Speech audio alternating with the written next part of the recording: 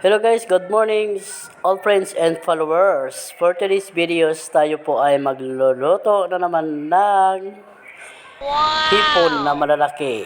Luluskusin natin po ito guys, kaya nakaready na po yung ating hipon. Malinis na po ito. Nilalagay ko na po ito guys sa kawali. Kung sino pa po hindi nakapag-like, share, and comments, paki-comments na lang po para po kayo makabalik sa inyo. Ayan.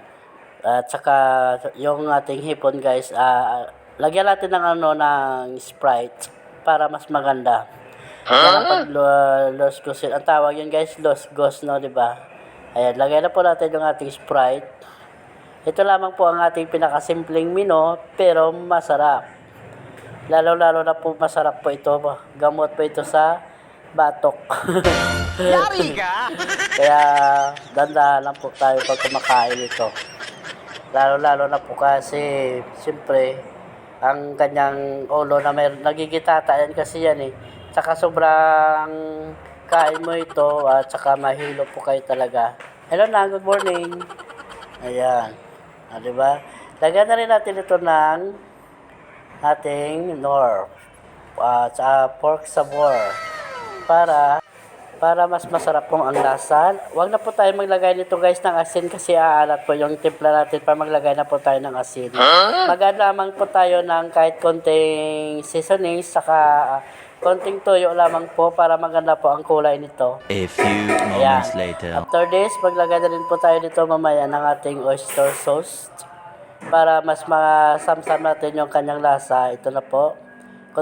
Kalahati lang po ito guys, lagay natin ng oyster sauce. Mas naman pag sobrang dami mailagay. Kaya katamtaman na talaga ang kanyang timpla. At saka rin po tayo ng sugar. Konti sugar lamang po para medyo manamis-namis po yung ating hipon na malalaki. Ayan. Simpleng menu lamang po ito guys. Pero success din po ito sa ating batok.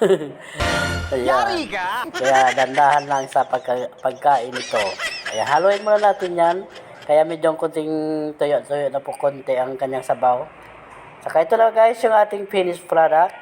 A few After 2 moments minutes later. and 35 seconds, tapos na rin natin sa pagproseso ang ating niluluto na hipon.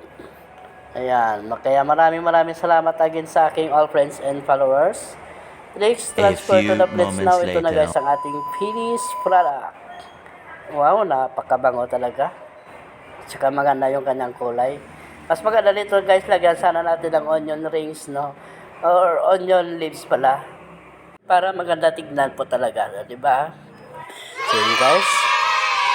Ayan, luto na po. At ayan na, maganda tignan. Maganda sana tignan pag mayroon tayo ng daon ng onion leaves. Maraming salamat again. Thanks for watching.